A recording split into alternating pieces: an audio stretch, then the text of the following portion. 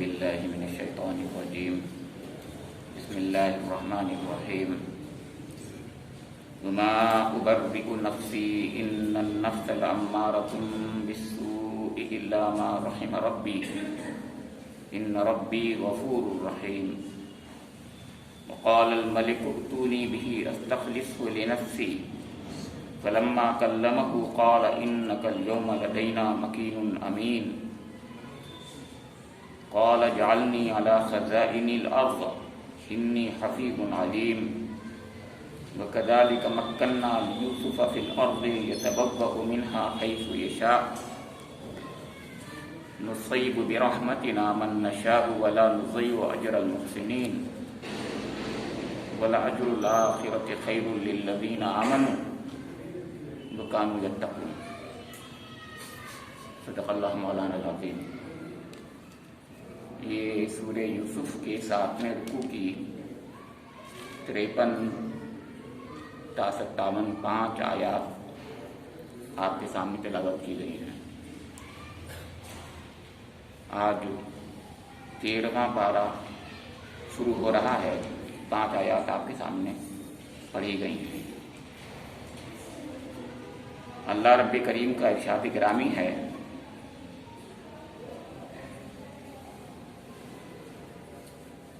کہ میں کچھ اپنے نفس کی برات نہیں کر رہا ہوں،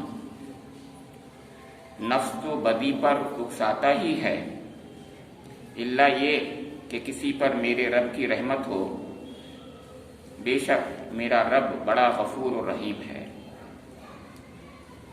بادشاہ نے کہا انہیں میرے پاس لاؤ تاکہ میں ان کو اپنے لیے مخصوص کر لوں۔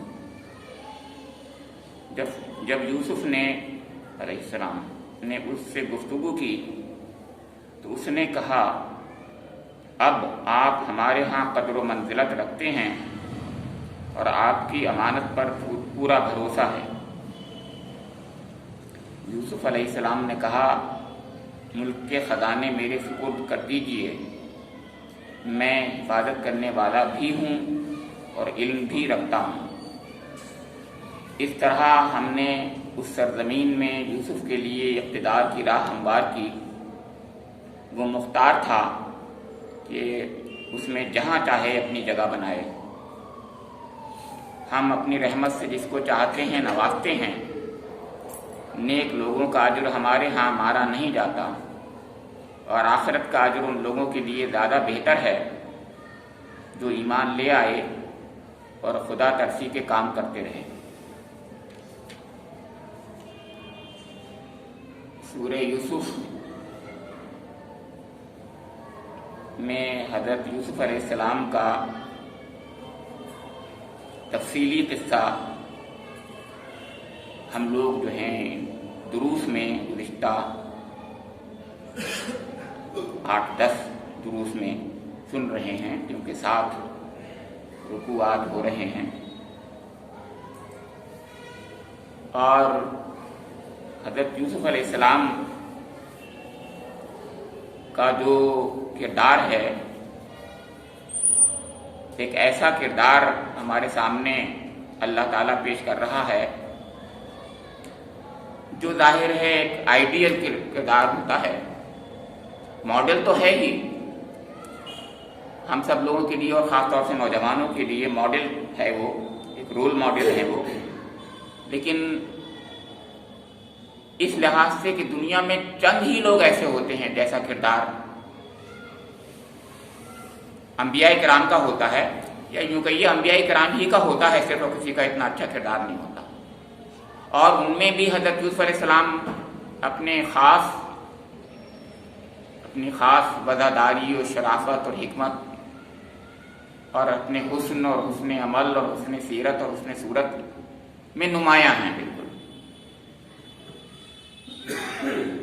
اس سے پہلے کی آیات میں یہ بات تھی، میں اس کا ترجمہ صرف سنا دیتا ہوں کہ جب حضرت یوسف علیہ السلام کو قید سے نکالنے کے لیے بادشاہ نے کہا کہ ان کو بلا کے لاؤ ہمارے پاس، آپ نے یہ قصہ گزشتہ درس میں سنا، تو بجائے اس کے کہ وہ فوراً تیار ہو جاتے، انہوں نے کہا کہ پہلے بادشاہ سے یہ کہو کہ ان عورتوں کا کیا حال ہے، ان کے بارے میں آپ اپنی رائے پکی کر لیجیے، تحقیق کر لیجیے، تب میں باہر آؤں گا۔ تو یہ کردار ہے۔ مطلب کہنے کا یہ ہے کہ ایک قیدی، اس سے جب کہا جا رہا ہے کہ بادشاہ نے بلایا ہے تو بھاگ کر جانا چاہیے تھا۔ ظاہر بادشاہ بلائے اور قیدی ہو کوئی۔ یہاں جیسے کہ بتایا تھا گزشتہ درس میں کہ وہ انہوں نے اپنی نبوت کی خاص اس مقام کو بتانے کے لیے، اثر کرنے کے لیے ایسا کہا تھا۔ میرے ذہن میں یہ خیال آ رہا ہے، یعنی مطلب یہ ہے کہ ان کو جس مقام سے بولنا تھا، جس مقام سے کام کرنا تھا نبوت کا، وہ اس میں صداقت اور امانت بہت اہم ہوگی۔ اس کے اندر کوئی داغ نہیں ہونا چاہیے، ذرہ برابر بھی کوئی داغ اور شبہ اور گمان، کسی قسم کی کوئی بدنمائی نہیں ہونی چاہیے ذرا سے بھی۔ ہر نبی ایسی ہوتا ہے، بالکل کوئی کہہ نہیں سکتا ان کے سامنے۔ میں نے پھر بار بار کہا یہ بات، جن لوگوں نے بھی نبی انبیاء کرام پر مخالفین نے کبھی الزام لگائے ہیں تو وہ خوب جانتے تھے کہ ہمارے الزام جھوٹے ہیں۔ وہ تو کبھی یہ بھی نہیں کہتے تھے، کہتے تھے کہ جھوٹے ہیں یہ، لیکن وہ کبھی نہیں کہتے تھے، آپس میں بات چیت جب ہوتی تھی کبھی نہیں کہتے تھے کہ یہ جھوٹے ہیں، کبھی نہیں کہتے تھے۔ تو ان پر کسی قسم کا بھی چھوٹا اوچھا الزام نہیں لگ پایا۔ اگر کوئی لگاتا ہے تو ابو جہل، ابو لہب جیسے لوگ اگر کوئی بات کہیں تو ان کی کوئی بات عوام بھی نہیں مانتے کہ یہ بات غلط کہہ رہے ہیں۔ تو میں اب یہ کر رہا تھا کہ وہ انہوں نے اپنا اس مقام کو ایسٹ کرنے کے لیے کہ میں جس مقام پر فائز کیا گیا ہوں وہ مقام ایسا ہے کہ مجھے پہلے اپنی یعنی اس بدگمانیوں کو اس سے صاف پاک کر دینا چاہیے جو کسی کے ذہن میں آ سکتی ہیں۔ تو بدگمانی یہ ہو سکتی تھی کہ وہ عورتیں جن کی وجہ سے بظاہر ان کو جیل میں ڈالا گیا تھا، جس کو کچھ لوگ یہ سمجھتے تھے کہ ان کو جیل میں اس لیے ڈالا گیا کہ انہوں نے عزیز مصر کی بیوی کے ساتھ نعوذ باللہ کسی قسم کا کوئی غلط کام کی طرف اشارہ کیا تھا یا کچھ تھا جس نے اس نے ڈلوا دیا۔ نہیں، ایسی بات نہیں تھی۔ یا یہ کہیں کوئی کہ کچھ عورتوں کے ساتھ کچھ معاملہ ہوا تھا جنہوں نے کچھ شکایتیں کر دی تھی گویا شوہروں کے ذریعے سے حضرت یوسف علیہ السلام کی۔ تو یہ تمام باتیں تھیں جس کو صاف کرنے کے لیے حضرت یوسف علیہ السلام نے پہلے یہ کہا کہ پہلے یہ صاف کر لو کہ معاملہ کیا تھا اور میرا کیا الزام ہے، یہ طے ہو جانا چاہیے۔ تو آپ کو معلوم ہے کہ بادشاہ نے تعجب کیا ہوگا کہ یہ کیسے بات کی جا رہی ہے۔ اس کے بعد پھر بہرحال اس نے تفتیش کی ہوگی، اور تفتیش کی، عورتوں کو بلوایا اور عورتوں کو بلوا کر کے ان سے پوچھا تو انہوں نے بالکل واضح طور سے کہا کہ حضرت یوسف علیہ السلام میں ذرہ برابر بھی کوئی کسی قسم کا عیب نہیں ہے۔ ما علمنا علیہ من سوء، یہ کہا بالکل ذرہ برابر کوئی چیز ہمیں برائی نہیں دیکھی ان کے اندر۔ اب رہ گئی وہ عورت جس نے سب سے عزیز مصر کی بیوی، تو جب یہ بات سامنے آ گئی تو اس نے بھی یہ کہا کہ الآن حسس الحق انا راودتہ عن نفسی وانہ لمن الصادقین، کہ اب تو حق بالکل سامنے آ گیا، کھل گیا ہے، کیونکہ اب میں جھوٹ بول نہیں سکتی گویا، اور میں نے ہی اپنے نفس کی طرف اس کو بلایا، لبھانا چاہا تھا، اور یہ سچا ہے۔ سوچیے آپ، اتنی بڑی بات ہے۔ اب اس کے بعد ایک آیت اور آئی ہے جس کے بارے میں بڑے مفسرین کے اختلافات ہیں کہ یہ کس نے کہا، کیونکہ ابھی یوسف علیہ السلام یہاں نہیں ہے، وہ تو جیل میں ہے ابھی، وہ آئے نہیں ہیں، وہ تو بعد میں آئیں گے ابھی۔ وہ تو کہا ہی یہی تھا کہ بلا کے لاؤ، تو انہوں نے منع کر دیا تھا کہ پہلے طے کرو، پہلے تفتیش ہو جانا چاہیے تب آؤں گا میں۔ ذالک لیعلم انی لم اخنہ بالغیب وان اللہ لا یہدی کید الخائنین۔ تو انہوں نے یہ کہا کہ اس سے میری غرض یہ تھی کہ یہ فلاں یہ جان لے کہ میں نے در پردہ اس کی خیانت نہیں کی تھی، اور یہ خیانت جو کرتے ہیں ان کی چالوں کو اللہ کامیابی کی راہ پر نہیں لگاتا۔ زیادہ راجح قول یہی ہے، اور عقل میں بھی بات آتی ہے کہ یہ حضرت یوسف علیہ السلام کی طرف سے بات آئی، وہ انہوں نے وہاں کہی جب سنا، جب ان کی بات سامنے آ گئی کہ یہ میں نے اس لیے ایسا کیا تھا کہ میرا آقا جو تھا یعنی عزیز مصر، اس کے ذہن میں ذرہ برابر یہ خیال نہ آئے کہ اس کے پیچھے میں نے غیب میں کوئی خیانت کی اس کی بیوی کے ساتھ، ذرہ برابر اس کو شک نہ ہو، شبہ نہ پیدا ہو جائے اس کو، اور یہ بات سمجھ میں آتی۔ کچھ لوگوں نے کہا کہ یہ عزیز مصر کی بیوی نے کہا ہے۔ اب اس کو میں نے کہا کہ میری نظر میں اور آپ لوگوں کی بھی نظر میں وہ اتنی بڑی بات لگتی نہیں کہ وہ اتنی بڑی بات کہہ دے، کیونکہ وہ یہ کہا جا رہا وَأَنَّ اللَّهَ لَا يَهْدِي كَيْدَ الْخَائِنِينَ کہ اللہ تعالیٰ جو ہے خائنین کی چالوں کو جو ہے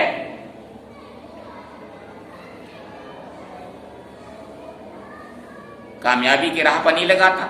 تو وہ یہ کیسی بات اتنی بڑی کہہ دیتی، وہ تو چال بازیاں کرنے والے میں سے تھی، آپ کو پتہ ہی ہے کہ نہیں، وہ یہ کیسے کہہ دی اتنی بڑی بات کہہ دیتی، تو سمجھ میں نہیں آتی بات۔ یہ یوسف علیہ السلام کہہ رہے ہیں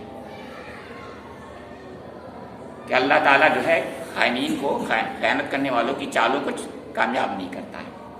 اب اس کے بعد اگلی آیت بھی لوگوں نے یہ سمجھا کہ اسی کا کنٹینویشن ہے، اس لیے آج جو میں نے شروع کی ہے بات وما ابرئ نفسی ان النفس لامارۃ بالسوء، وہ زیادہ تر مفسرین کا، یہاں تک کہ امام ابن کثیر کی بھی یہی رائے ہے کہ یہ عزیز مصر کی بیوی کا قول ہے۔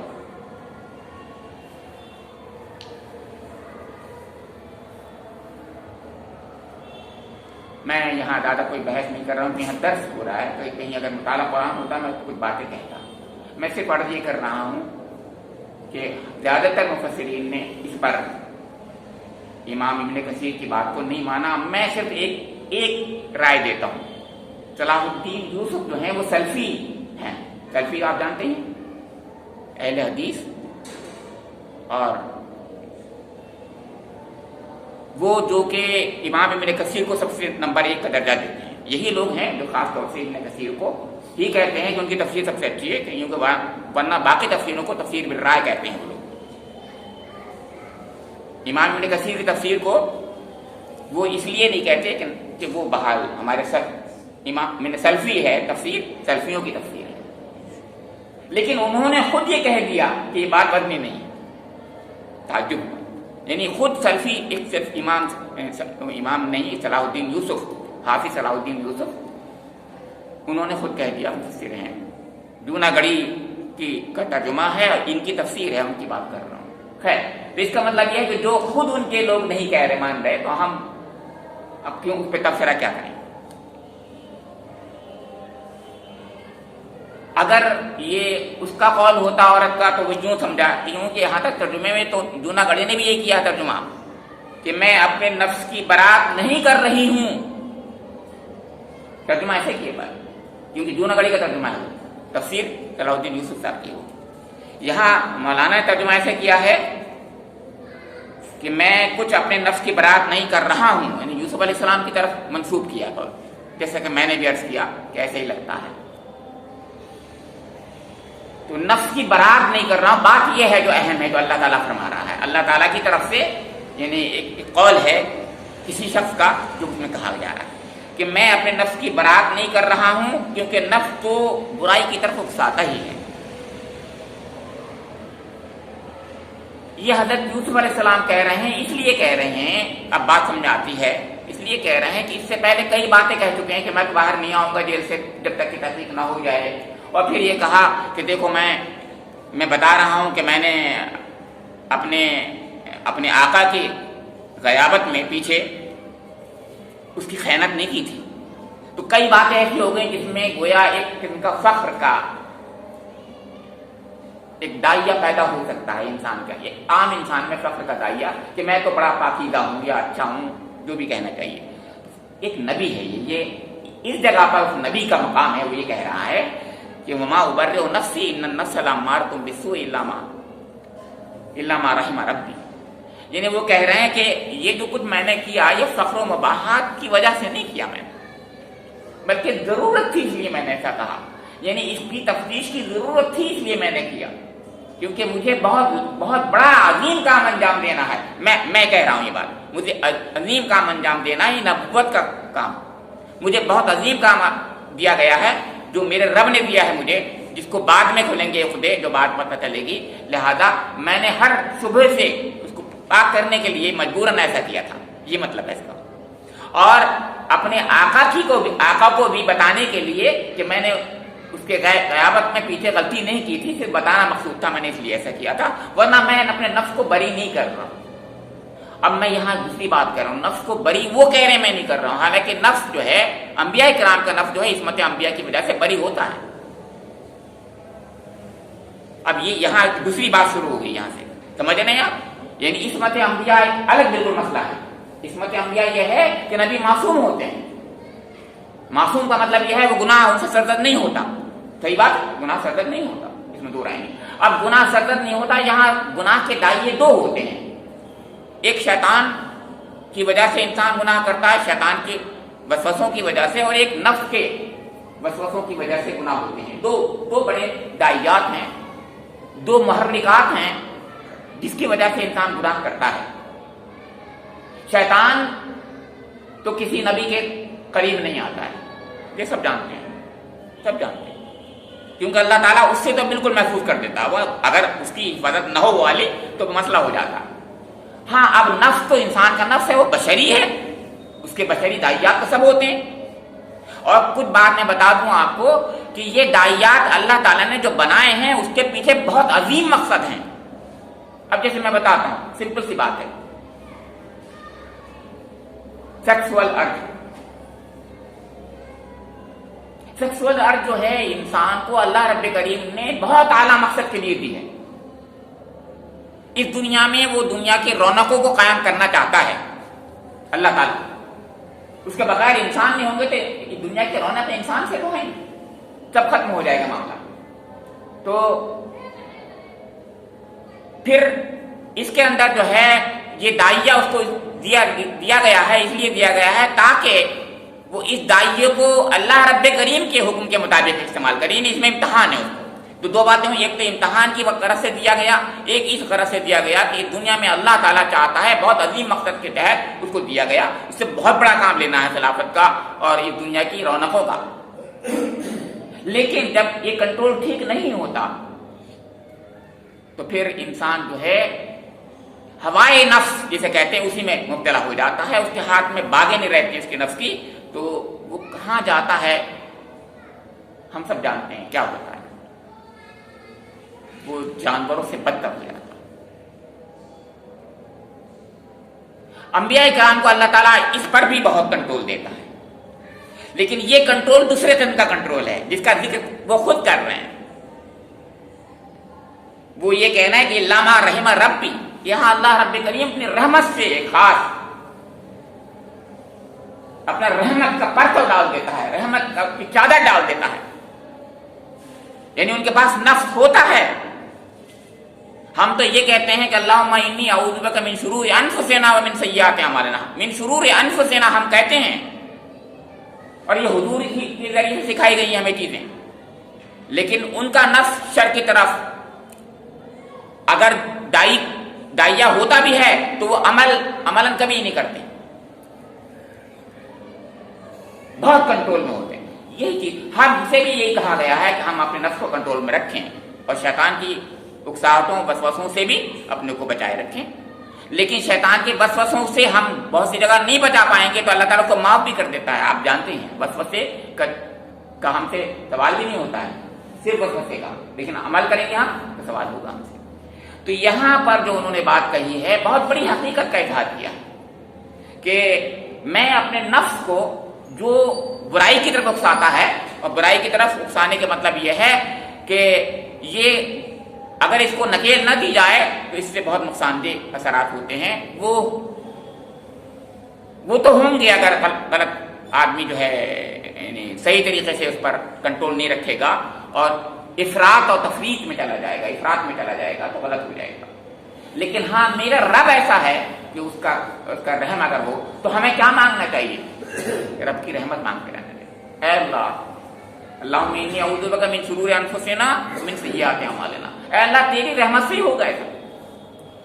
یہ یہاں سبق ہے کہ تیری رحمت سے ایسا ہوگا، ایسا نہیں ہو سکتا کہ میں اپنے کو کچھ سمجھ لوں۔ اس لیے قرآن میں کہا فلا تزکوا انفسکم، अपने नफ्स की पाकीज़गी मत बताओ, मत जड़ो। सूरह नजम में कहा कि अपने नफ्स को अच्छा मत समझो, मत कहो बहुत अच्छे नापाक धूम से हो तुम। नफ्स तो बुराई की तरफ उकसाता ही है, ये कहा जा रहा है यहाँ पर। और इसके अंदर जो उनकी सीरत का पहलू है, सोचें आप कितना बड़ा सीरत का पहलू है कि खतरा पैदा हो गया था कि कहीं ऐसा ना हो जाए कि फख्र मबाहत की तरफ बढ़ गए कि वाह मैं तो बहुत अच्छा हूं। अब आप सोचेंगे कि मैं बहुत अच्छा हूं, ये बहुत अच्छा होने वाला पहलू जो है ये नफ्स इसकी तरफ ले जाता है। कैसे ले जाता है मैं इसको तरफ बताना चाहता हूं। वो तो बाकी तो अस्मत अंबिया की बात है, लेकिन यहां जरूर बताऊंगा आपको। वो ये कि हजरत आदम जो बहके थे और तकूना मिनल खालिदीन की वजह से बहके थे, खुल्द हमेशगी इमॉर्टैलिटी का उसके अंदर दाइया है कि मैं हमेशगी पाऊं। और हमेशगी कैसे मिलती मालूम आपको? वो कहता है मेरा नाम चले, मैं कोई ऐसा काम कर जाऊं लोग मुझे याद रखें। ये सारी की चीजें, शोहरत, नाम, ये चीजें जो हैं इसके पीछे जो है ये इंसान के अंदर वो दाइया है कि मेरा नाम रहेगा तो मैं जिंदा रहूंगा, इमॉर्टलाइज हो जाऊंगा, मैं हमेशगी मुझे मिल जाएगी क्योंकि मेरा नाम चलेगा, मेरा नाम रहेगा कायम। लेकिन ये नाम का कायम करना, यह चीज जो है ये शैतान उसको लेकर उड़ जाता है। और शैतान ने वही तो वर्गलाया था, आपको याद होगा, जिसका मैं जिक्र कर रहा हूं। वहीं उसी कमजोरी पर उसने वो किया था, वो दुखती रग पर हजरत आदम अलैहिस्सलाम की उसने चोट मार दी थी। क्योंकि ये कहा था उसने कि तुम्हें मालूम है आदम कि क्यों तुम्हें इस दरख्त से रोका गया है? तुम हमेशगी पा जाओगे और या तुम फरिश्ते बन जाओगे। तो फरिश्ते बन जाओगे, हमेशगी पा जाओगे, दो बातें थी। तो यहां पर भी सिर्फ ये ख्याल आ जाना कि मैं तो बहुत अच्छा हूं, उससे क्या होगा? दुनिया में नाम हो जाएगा मेरा कि फलां तो बहुत अच्छा था और ये मैं इमॉर्टलाइज हो जाऊंगा करना ना, मैं कुछ नहीं हूं। ये फख्र मबाहत की तरफ ले जाता है और अल्लाह को फख्र बिल्कुल जर्रा बराबर पसंद नहीं है, जर्रा बराबर तकब्बुर पसंद नहीं है अल्लाह ताला। किब्र अल्लाह की रिदा है, चादर है, उसको जो उतारेगा अल्लाह ताला को नहीं बख्शता। रिदा चादर को कहते हैं, किब्र। तो वो ये कह रहे हैं। और कुछ लोगों ने कहा इसमें कसर नफसी थी उनके अंदर, इसमें खास तौर से भी अपने को खाकसारी का इजहार किया। और अंबिया किराम बहुत खाकसारी का इजहार करते हैं। ये शराफत है, ये इंसानियत है, यही तो आदमियत है। आदमियत, खाकसारी का नाम आदमियत तो है। अपने को छोटा करके पेश करना। मैंने इससे पहले भी कहा था और आज फिर अर्ज कर रहा हूं कि दुआ हुजूर मांगा करते थे, अल्लाहुम्मा जल्नी सगीरन फी आइनी व कबीरन फी आयुनिन नास। ऐ अल्लाह मुझे मेरी नजर में छोटा कर दे और दूसरों की नजर में बड़ा कर दे। अल्लाहुम्मा जल्नी सगीरन फी आइनी व कबीरन फी आयुनिन नास। यह है वो चीज, ये हजरत यूसुफ अलैहिस्सलाम कर रहे हैं यहां पर। फिर वो कह रहे हैं मेरे रब के रहम से ऐसा होता है और होगा और हुआ, मैं कुछ नहीं हूं इसके अंदर, मेरे अंदर कोई खूबी नहीं है। मेरा नफ्स तो बुराई की तरफ उकसाता ही है, उकसाएगा ही। फिर कहा इन्ना रब्बी गफूरुर रहीम। दो हवाले रब के दे दिए, रब की एक रहमत का, एक मगफिरत का हवाला, एक बड़े हवाले। ये रेफरेंसेस बहुत बड़े होते हैं कुरान पाक में। कुरान की सिफात, कुरान में अल्लाह की सिफात जो हैं ये हमें हमारी जिंदगी को बहुत बहुत अच्छे अंदाज से उसको वो करती हैं, बेहतरी की जानिब इर्तिका प्रेरित कराते हैं हमको। इन्ना रब्बी, ने अल्लाह की मगफिरत और रहमत का हवाला बन गया, ये हवाले बन जाती हैं चीजें, तो फिर समझिए इंसान ठीक हो जाता है। ये रहमत का हवाला दिया उन्होंने और मगफिरत का हवाला दे दिया अल्लाह। जब इंसान अपने रब से किसी उसकी सिफत का हवाला देता है तो अल्लाह की रहमत जोश में आ जाती है। तो यहां पर ये बात खत्म हो गई। अब अगली बात शुरू होती है, वक़ालल मलिक उतूनी बिही अस्तखलिफु लिनफ्सी। अब बादशाह ने ये कहा कि उनको मेरे पास ले आओ। मैंने बताया तो जेल में थे, ताकि मैं उनको अपने लिए मखसूस कर लूं। अब इतनी बातें हो गई, जब आपने महसूस किया, बेहतरीन ख्वाब की ताबीर दे दी, इससे मालूम हुआ बहुत ज़हीन आदमी है, तदबीर पेश कर दी, मालूम हुआ बहुत, यानी न सिर्फ ये कि पढ़े लिखे हैं, ज़हीन हैं, बल्कि वो बहुत चीज़ों को نہیں تدبر بھی ان کے پاس ہے. پھر اس کے بعد انہوں نے ایک بشارت بھی دی تھی آخری سال ایسا کرو گے, تو کئی چیزیں دے دی تھیں, وہی کافی تھی. اس کے بعد جب یہ کہا کہ اب یہاں لے آؤ تو منع کر دیا کہ میں نہیں آؤں گا جب تک کہ معاملہ سلجھ نہ جائے, میں کس بنا پر جیل میں ڈالا گیا ہوں, یہ معاملہ حل ہو جائے. تو اس نے کہا ارے یہ کیا ہے, ایک کے بعد ایک ایسی چیز سامنے آ رہی ہے جس سے بادشاہ جو ہے اس کا معتقد ہو رہا ہے. تو یہ لاجیکل بات تھی کہ وہ یہ کہتا کہ قال الملک اتونی به استخلص لنفسی. اس نے جو بات کہی ایگزیکٹلی یہی ہونا چاہیے تھا کہ وہ یہ کہہ رہا ہے بادشاہ کہ اب ان کو میرے پاس لے آؤ تاکہ میں ان کو اپنے لیے مخصوص کر لوں, یعنی اپنا معتمد خاص بنا لوں, اپنا مشیر خاص بنا لوں, اپنا پرسنل ایڈوائزر بنا لوں. میں ان کو اپنا ایسا بنا لوں کہ میں سب کچھ چھوڑ دوں اور ان کو ہاتھ میں دے دوں. یہی بات ہے, میں ایسے نہیں کہہ رہا ہوں, حقیقت انہوں نے سب کچھ دے دیا ہے. یعنی گویا میں سب کچھ دے دوں اس کو, یہ تو ایسا شخص ہے, اور میں بالکل اکیلا ایک طرف بیٹھ جاؤں جا کر کے, میرے لیے یعنی یہ شخص جو ہے سب کچھ ہو جائے. یہی بات بہت بڑی تھی. اب فرمایا فلما کلمہ, اب دیکھیے ابھی آئے نہیں تھے, وہ پیچھے ہی کہہ رہا ہے بادشاہ کہ ان کو لے آؤ تو میں ان کو ایسا کروں گا. اب آئے تو جب بات ہوئی تو پرسنالٹی کا تو اصلی اظہار تو اس وقت ہوتا ہے جب سامنے انسان آ جاتا ہے. پیچھے تو پرسنالٹی تو سامنے نہیں آتی, پیچھے تو علم سامنے آتا ہے, اس کی چیزیں سامنے آتی ہیں کہ وہ ایسا ہے ایسا ایسا ہے. پرسنالٹی کا وہاں سامنے آتی ہے, سامنے آ جاتا ہے. حضرت یوسف علیہ السلام کی پرسنالٹی پوری طریقے سے سامنے آ گئی ہے. فلما کلمہ, اور اس کے لیے کلام جو ہے ضروری ہوتا ہے. انسان کلام سے سمجھ جاتا ہے کہ وہ شخص کیا ہے. کوئی چیز باقی آپ جانتے ہیں کوئی چیز ایسی نہیں ہوتی جس سے انسان کی پرسنالٹی کو آنکا جا سکے. ایک بات کر لیجئے, اندازہ ہو جائے گا آپ کو کہ وہ کیا ہے, کتنی گہرائی میں ہے, کیا ہے وہ شخص. جب کلام کیا, بات چیت کی, تو یوسف علیہ السلام کو اس سے زیادہ جتنا اس نے سوچا تھا اس سے 1000 گنا زیادہ بڑا پایا. یہ کہنا چاہ رہا ہوں میں آپ سے. قرآن نہیں کھولتا ایسی باتیں. فلما کلمہ قال انک اليوم لدینا مکین امین. یہ ہے بات جو بہت اہم ہے. یعنی جب بات کی تو پتا چلا کہ میں جتنا سوچ رہا تھا وہ تو اس سے 1000 گنا زیادہ ہے.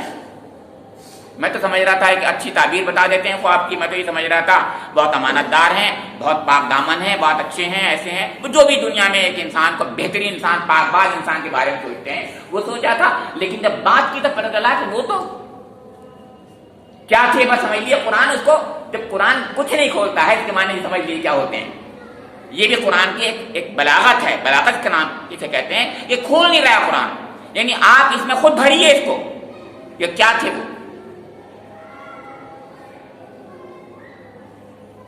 تو اس نے یہ کہا قال انک الیوم لدینا مکین امین, آج سے آپ ہمارے لیے مکین اور امین ہیں. یہ اس سے بڑے 2 جملے بھی نہیں ہو سکتے, جو جانتے ہیں عربی وہ سمجھتے ہیں. مکین اور امین, قدر و منزلت والے ہیں آپ, اور آپ کی امانت پر ہمیں پورا بھروسہ ہے. یہ انہوں نے ترجمہ کیا, لیکن آپ سب جانتے ہیں, جو عربی جانتے ہیں, وہ بات نہیں آئی گا.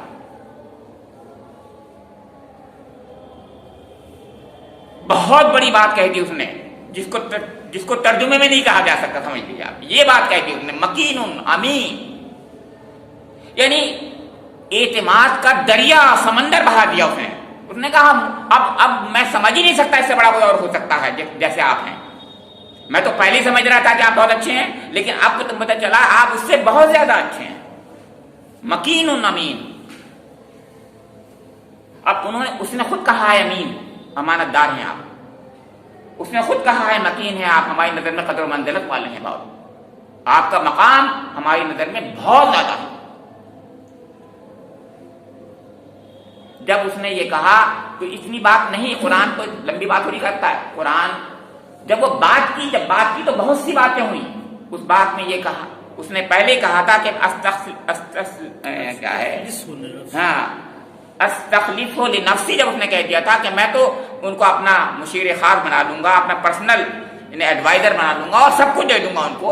اور اب جب بات ہوئی تو معلوم ہے اس سے زیادہ تھے وہ, تو سوچ لیجئے کیا کچھ نے سوچا ہوگا. تو اس نے یہ کہا ہوگا آپ لے لو سب کچھ مجھ سے, بلکہ لے لو بادشاہت میری. حقیقت ہے میں ایسے نہیں کہہ رہا ہوں, یہی کہا ہوگا. اور حقیقت ہے میں اس لیے کہ اس نے بادشاہت دے دی, اس نے یہ کہہ دیا ہوگا کہ لے لیجئے سب کچھ, جو چاہیں لے لیجئے. تو جیسے کچھ مفسرین کے یہاں بیچارے وہ تو سیدھے سادھے آج کل کی دنیا والے دنیا دار لوگ ہیں, مفسرین بیچارے کبھی ایسی باتیں نہیں کہتے کہ وہ اپلیکیشن ڈال دی یوسف علیہ السلام نے نوکری کی, اور انہوں نے کہا کہ مجھے نوکری دے دو اور یہ وزیر خزانہ بنا دو مجھے. لا حول ولا قوت الا باللہ العلی العظیم. یہ ہے ترجمہ قال اجعلنی علی خزائن الارض انی حفیظ علیم کا. اب ترجمہ میں سنا دیتا ہوں آپ کو. جب یوسف نے اس سے گفتگو کی تو اس نے یہ کہا بادشاہ نے کہ آپ ہمارے ہاں قدر منزلت رکھتے ہیں, آپ کی امانت پر پورا بھروسہ ہے. تو یوسف نے کہا کہ ملک کے خزانے میرے سپرد کر دیجئے, میں حفاظت کرنے والا بھی ہوں اور علم بھی رکھتا ہوں. اب اس میں کہاں ایسی بات تھی جو سے لوگوں نے سمجھا کہ وہ اپلیکیشن دی تھی انہوں نے اور اس نے جو ہے ان کو نوکری دے دی, اپنی نوکری دے دی, اور نوکری میں جو ہے ان کو زیادہ بڑا خزانے کا افسر بنا دیا. لاہور بڑھیا ہے کہ نہیں بھائی, اتنا بڑا مقام وہ کہہ رہا ہے میں سب کچھ دے دیتا ہوں. بادشاہت دینے کے لیے تیار تھا اور دے دی اس نے بادشاہت, ایسی بات نہیں ہے, بادشاہت بھی دے دی اس نے. اب وہ بات یہ نہیں تھی, وہ تو یہ کہہ رہا تھا آپ سب کچھ لے لو, تو وہ کہہ رہے نہیں مجھے نہیں چاہیے, یہ ہے یوں لیجئے. وہ یہ کہہ رہے نہیں بھائی مجھے کچھ نہ دیجئے, مجھے اس کام کو دے دیجئے جس کا میں اہل اپنے کو سمجھتا ہوں اور جس کی اس وقت ضرورت ہے, بر وقت جس کے لیے میرے رب نے آپ کو خواب دکھایا ہے, اس کی ذمہ داری مجھے لینا پڑے گی. کیونکہ میرے رب نے گویا اشارہ کیا ہے مجھ سے کہ اے یوسف تمہیں یہ کام بھی کرنا پڑے گا, ورنہ 7 سال تک جب قحط پڑے گا تو نہ صرف مصر بلکہ مصر کے چاروں طرف دوسرے بڑے جو یعنی شہر نہیں بلکہ ممالک, اس زمانے کے ممالک بھی جو ہیں وہ بھی لپیٹ میں آ جائیں گے. تو اس وقت اگر غلہ ٹھیک طریقے سے اس کا جو ہے تقسیم نہیں ہوئی تو پھر مسئلہ, سب غربت کے عالم میں پاورٹی میں چلے جائیں گے, سب لوگ پریشان ہو جائیں گے اور بھوک کو مر جائیں گے لوگ. اس کے لیے بہترین کوئی جانتا ہو, اس کا ایکسپرٹ ہو, وہ بہترین طریقے سے اس کا انتظام کر سکتا ہو, وہ آفر کرے اپنا, تو غلط بات نہیں ہے, اس کو کرنا چاہیے. اس وقت آفر کہتے بھی ہیں لوگ کہ بھائی ہم میں کرا دوں گا بھائی آپ یہ کام. یہ تھی بات جو حضرت یوسف علیہ السلام نے کہی ہے, یہ بات تھی. انہوں نے کہا میرے پاس یہ میں کر سکتا ہوں کہ خزائن کالا جلنی الخزائن الارض, زمین کے خزانے نہیں بلکہ ریسورسز جو ہیں, یہ کلٹیویشن اور تمام چیزیں, کھیتی باڑی کے تعلق سے جتنی بھی چیزیں ہیں یہ چیزیں مجھے دے دیجئے. میں اس کو جانتا ہوں, علیم ہوں, جانتا ہوں, اس فیلڈ کا ماہر ہوں, مجھے معلوم ہے, اور میں اس کو صحیح طریقے سے تقسیم کروں گا, یعنی اس کی حفاظت کروں گا. حفیظ حفاظت سے ہے یہاں پر, وہ حفاظت نہیں ہے بلکہ حفاظت کا مطلب یہ ہے اس غلے کو صحیح طریقے سے میں تقسیم کرنے کے لیے اس کی حفاظت کروں گا. کتنے دنوں رکھنا ہے, کہاں رکھنا ہے, کیسے رکھنا ہے, یہ تمام انتظام مجھے کرنا ہے. لہذا میں اس علم کو بھی میں جانتا ہوں. تو اس میں بالکل کوئی وہ چیز نہیں, نوکری ووکری کا ذرہ برابر بھی شائبہ نہیں, بلکہ اس نے سب کچھ دینے کی بات کہی تو انہوں نے کہا نہیں مجھے اتنا دے دیجیے, بس تھوڑا سا اتنی ذمہ داری میں لے لیتا ہوں, کیونکہ مجھے بہرحال میرے رب نے اشارہ کیا ہوا ہے کہ اتنا کام تمہیں کرنا ہے, لہذا میں وہ کام کروں گا. وَكَذَلِكَ مَكَّنَّا لِيُوسُفَ فِي الْأَرْضِ يَتَبَوَّأُ مِنْهَا حَيْثُ يَشَاءُ نُصِيبُ بِرَحْمَتِنَا مَن نَّشَاءُ وَلَا نُضِيعُ أَجْرَ الْمُحْسِنِينَ.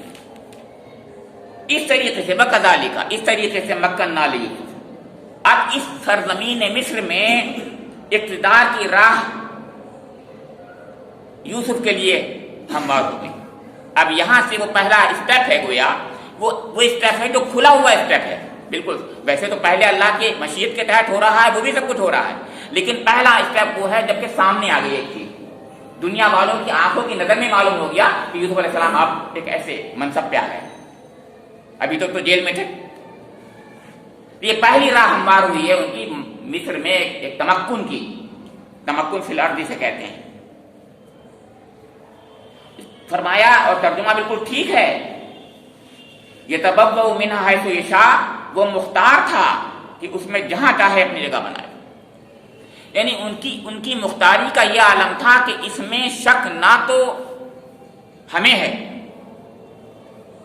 نہ اس زمانے کے اہل کتاب کو تھا، نہ یہودیوں کو ہے، نہ عیسائیوں کو ہے، نہ بائبل میں ہے، نہ تلمود میں ہے، نہ قرآن میں ہے، کہیں پر کوئی اختلاف نہیں ہے۔ ہر ایک یہی کہہ رہا ہے اس جگہ پر کہ وہ پورے طریقے سے اقتدار تھے، ان کے پاس پوری پاورز تھی۔ مصر کی پاورز کی مطلب یہ تھی کہ وہ جو چاہے، ڈکٹیٹر کہا ہے مولانا نے اس کو جگہ پر، یعنی جو چاہے ڈکٹیٹ کر سکتے تھے، جو چاہے کر سکتے تھے، وہ مالک تھے۔ میں آج کل کی زبان میں آپ کو سمجھاؤں تو اگر ایسا تھا جیسے کہ ہمارے ہندوستان میں ایک حکومت ہے، پریزیڈنٹ کے پاس کوئی پاور، سیریمونیل تو سب کچھ ہوتی ہے پاور، آپ بھی جانتے ہیں، سب کچھ ہر پاور گویا وہ اسی کے پاس ہے، لیکن پاور ایک بھی نہیں ہوتی، تو پاور ہوتی نہیں ہے، صرف نام کی پاور ہوتی ہے، اس کے بعد سب پاور ہوتی ہے آپ کے پاس پرائم منسٹر کے پاس۔ یہاں پر سارے کے سارے سب کچھ کام جو فیصلے کرتا ہے پرائم منسٹر کرتا ہے یہاں پر، یا اس کی کیبنٹ کرتی ہے۔ لیکن جہاں پر صرف اور صرف یعنی ایک ہی شخص ہو تو وہ پرائم منسٹر بھی ہے، سب کچھ ہے، وہ سب کچھ ہے، وہی سب کچھ ہے۔ تو یہاں یوسف علیہ السلام اس مقام پر تھے کہ وہ بادشاہ جو تھا گویا ایسے پریزیڈنٹ کے حیثیت، یا یوں کہیے جیسے کہ برطانیہ کی کوئین ہے، یا جاپان کا اب بادشاہ، تو اس کے پاس تو کوئی پاور نہیں رہی، جاپان کا بادشاہ ہے۔ تو اس قسم کی پاور تھی کہ نام کے سیریمونیل سے بھی لوگ ہیں بادشاہ، ان کے پاس کوئی پاور نہیں ہوتی، ساری پاورز ان کے پاس ہوتی ہیں۔ جیسے یہاں پر آپ کے برطانیہ میں بھی اس کے پاس پرائم منسٹر کے پاس ہی پاورز ہیں، اور ہندوستان میں بھی پرائم منسٹر کے پاس پاور ہے۔ اس قسم کی پاور ساری کی ساری، مطلب یہ ہے کہ وہ پوچھنے کی ضرورت نہیں تھی ان کو بادشاہ سے کہ یہ کر لوں، یہ کروں، یہ لے لوں یا نہیں لوں، یا کس کو رکھوں یا نہ رکھوں، اس کو نکال دوں نہ نکالوں۔ وجہ کیا ہے؟ وجہ یہ ہے کہ اب بھائی جب یوسف کے آئیں گے، یوسف علیہ السلام کے آئیں گے، مسئلہ آپ نہیں سمجھ پا رہے ہیں، آگے آئے گی بتا، تو بنیامین کو کسی وجہ سے جو ہے اللہ تعالیٰ کی مشیت کے تحت وہ یہاں پر رہ جائیں گے، تو ان کے بھائی جو ہیں وہ فریاد کر رہے ہیں، تو ورنہ وہ بادشاہ کے پاس چلے جاتے، اور پاور بادشاہ کے پاس ہوتی تو بادشاہ سے لے لیتے، وہ کہتے ہیں آپ کے عزیز مصر نے ہمارے ساتھ یہ ظلم کیا ہے کہ ہمارا بھائی رکھ لیا ہے۔ یہ بتانا چاہ رہا ہوں آپ کو، یہ ہے وہ بات جو بہت اہم ہے، ورنہ وہ یہ کہتے، اگر پاور یوسف علیہ السلام کے پاس نہیں ہوتی تو وہ یہ کہتے کہ یعنی جیسے پریزیڈنٹ کے پاس ہم جب چلے جاتے ہیں یہ کہنے کے لیے کہ آپ جو ہے اس کو ہمیں حق دلوائیے، ایسے تو وہ نہ، انہوں نے کہا نہ، پاور ساری یوسف علیہ السلام کے پاس ہے، میرے پاس کوئی پاور نہیں ہے، جو کر دیا سب کچھ صحیح ہے۔ حالانکہ انہوں نے حوالہ بادشاہ کر دیا تھا، بادشاہ کے قانون کر دیا تھا، لیکن پاور ساری کی ساری یوسف علیہ السلام کے پاس ہے۔ فرمایا نصیب برحمتنا من نشاء، اللہ تعالیٰ نصیب کر دیتا ہے اپنی رحمت سے جس کو چاہتا ہے، یہ ہے بات۔ لیکن ایسا نہیں ہوتا کہ جس کو چاہے اندھادھند دیتا ہو، جس کو چاہے دے دے، جس کو چاہے نہ، بلکہ اس کے پیچھے بہت زیادہ امتحانات ہوتے ہیں، امتحانوں کے بعد، گزارنے کے بعد، کامیابیوں کے بعد جو ہے اللہ تعالیٰ کسی کو نوازتا ہے، کیونکہ آگے فرمایا وَلَا نُضِيعُ أَجْرَ الْمُحْسِنِينَ، یہ ضائع نہیں کرتا اللہ تعالیٰ محسنین کے اجر کو۔ تو اجر کہاں ملے گا؟ جو عمل کرے گا تب تو اجر ملے گا، اور اجر عمل کہاں سے کرے گا؟ جب امتحان ہوگا، کوئی اس امتحان میں عمل کرے گا، تو امتحان میں کامیاب جب تک نہیں ہوگا تو اللہ تعالیٰ اس وقت تک نہیں دیتا۔ یہ بات بہت اہم ہے، ہم سمجھتے ہیں کہ اللہ تعالیٰ جس کو چاہے ہم دعا مانگ لیں اور ہمیں دے دے گا، نہیں بھائی، یہ بھی غلط خیال ہے ہمارا، ہمیں اس کے لیے کوششیں کرنی ہوں گی۔ تو ہے تو اللہ کی رحمت کو متوجہ کرنے کے لیے کوشش کرنی ہوگی ہمیں، یہ مطلب ہے یہاں پر۔ اللہ تعالیٰ اجر المحسنین کہہ رہا ہے، یعنی نیکوکار، نہ صرف یہ کہ کام کرنے والا ہو بلکہ اچھے طریقے سے کام کرنے والا ہو، بہترین طریقے سے کام کرنے والا ہو، کامیابیوں کی ضمانت اللہ تعالیٰ نے دے دی ہو کہ ہاں کامیاب تم ہو، تو پھر اللہ تعالیٰ کی مشیت اسی کی طرف چلتی ہے جیسا کہ انسان چاہتا ہے۔ یہ تقدیر اور وہی ہے، وہ تقدیر جو ہے پھر اس کے ساتھ میں چلتی ہوتی ہے، مشیت کے ساتھ چلتی ہوتی ہے پھر تقدیر۔ لیکن دوسری بات بہت اہم جو بتائی، آخری آیت ہے یہ کہ بلا اجر الآخرۃ خیر للذین آمنوا وکانوا یتقون، اس دنیا میں تو وہ دیتا ہی ہے، جس کو چاہتا ہے جتنا چاہتا ہے دیتا ہے، خوب دیتا ہے، اس میں بھی اس کا قانون ہے، قانون مشیت ہے، اور اس کے پیچھے بھی یہ ہے کہ امتحان لیتا ہے، وہ امتحان میں کامیاب جو ہوتے ہیں۔ کتنے بڑے امتحان تھے، یاد کر لیجیے آپ یوسف علیہ السلام کے اتنے بڑے امتحان، اتنے خطرناک امتحان، اتنے زیادہ امتحان، ہر گھڑی کا امتحان۔ میں بتاتا ہوں، بھائیوں کی حسد کی وجہ سے سب سے پہلا امتحان ان کو یہ آیا، ان کو کنویں میں ڈال دیا گیا، صبر کیا، آگے نکلے تھے، وہاں پر ایک اچھی جگہ ملی تھی، اللہ تعالیٰ نے دی تھی ان کو، تو عزیز مصر کی بیوی نے ایسا الزام لگا دیا اور ایسے غلط کام کی طرف ان کو لبھایا، اس میں اگر وہ کامیاب نہ ہوتے تو آپ جانتے ہی ہیں کیا ہوتا۔ پھر اس کے بعد اتنی تکلیف دی کہ انہوں نے خود دعا مانگ لی، اے اللہ اس سے بہتر ہے کہ میں تو قید میں چلا جاؤں۔ سوچیے کتنی تکلیف کی حالت ہوگی جب کہ ایک شخص کہتا ہو کہ میرے لیے قید زیادہ بہتر ہے اس سے کہ میں یہاں پر اس آزادی میں رہ رہا ہوں، اس سے زیادہ بہتر تو قید ہے، مجھے جیل زیادہ پسند ہے۔ اتنی تکلیف کی حالت میں تھے، اور پھر جیل میں جا کر کے کتنے سال رہے اس کا تصور آپ نہیں کر سکتے، مطلب بہت دنوں رہے ہیں، قرآن نے خود کہا ہے، یعنی اس خواب کے بعد بھی بیدے سنین رہے ہیں، تقریباً 7-8 سال وہ رہے ہیں۔ ہر بار وہ کامیابی کی منزل سے گزرتے چلے گئے، اللہ تعالیٰ کی طرف سے، اللہ کی رحمت سے، جس کو میں کہہ رہا ہوں بار بار، حقیقت ہے اللہ کی رحمت سے وہ کامیاب ہوتے چلے گئے۔ لیکن عزم ان کا ہی ہے، ارادہ انہی کا ہے،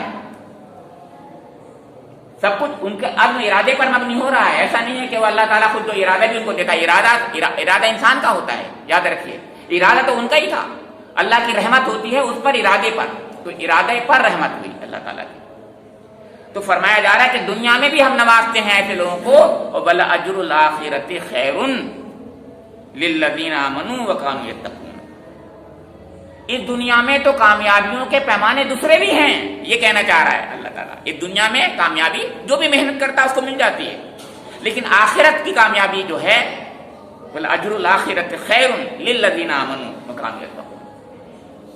جو لوگ ایمان لائے ہیں اور جو حقیقت میں اللہ سے ڈرتے ہیں، تقوی اختیار کرتے ہیں، ان کے لیے جو اجر ہے وہ تو بہت ہی زیادہ ہے، وَالْأَجْرُ الْآخِرَةِ خَيْرٌ۔ اس سے اندازہ لگائیے کہ ایک شخص کو اللہ تعالیٰ اس دنیا میں اتنا نواز رہا ہے اس کے امتحانوں میں کامیابی پر، کہ ہم اس کا تذکرہ آج کر رہے ہیں قرآن پاک کے ذریعے سے، قیامت تک اس کا تذکرہ ہوتا ہے اور ہوگا، اور ان کے کردار، ان کے اخلاق کی باتیں کر رہے ہیں۔ اللہ تعالیٰ نے ان کا ایک ذکر، ان کا بھی ذکر جو ہے بلند کر دیا ہے دنیا میں، اس میں دو رائے نہیں ہے۔ ظاہر حضور کا ذکر تو بہت بلند کیا ہے، برفان اللہ کا ذکر رکھے، لیکن ایک ذکر ان کا بھی بلند کیا ہوا ہے اللہ تعالیٰ نے کیا ہے۔ جب دنیا میں حضرت یوسف علیہ السلام کو اتنا اچھا کہا جا رہا ہے، تو آخرت میں کیا مقام ہوگا ان کا، کیا مقام ہوگا؟ وَالْأَجْرُ الْآخِرَةِ خَيْرٌ۔ تو سب سے زیادہ ہمیں اس بات پر سوچنا چاہیے کہ دنیا میں بھی کامیابی ملتی ہے اگر ہم اپنے رب کی فرمانبرداری کرتے رہیں اور اپنے نفس پر کنٹرول رکھیں اور جو کچھ اس نے کہا ہے اس کے مطابق زندگی گزاریں، تو اللہ تعالیٰ اس دنیا میں بھی کامیابیوں سے نوازتا ہے۔ لیکن ہماری کامیابی یہ دنیا والی نہیں بھائی، ہمیں تو آخرت کی کامیابی کی تمنا بھی کرنا چاہیے، دعا بھی کرنا چاہیے، اور اصلی کامیابی تو وہی ہے، اصلی کامیابی۔ اس دنیا میں ناکامی بظاہر ہو بھی جائے تو ہونے دیجیے، اللہ تعالیٰ مجھے اور آپ لوگوں کو یہ حقیقت، یہ عرفان نصیب فرما دے کہ دنیا میں بھی کامیابی تو ملتی ہے، لیکن دنیا کی کامیابی مومن کے لیے منزل نہیں ہوتی، اصلی منزل ہماری تو وہ ہے جو آخرت کی منزل ہے۔ اللہ رب کریم ہم سب کو اس آخرت کی کامیابیوں سے نواز دے۔ ربنا تقبل منا انک انت السمیع العلیم، تب علینا انک انت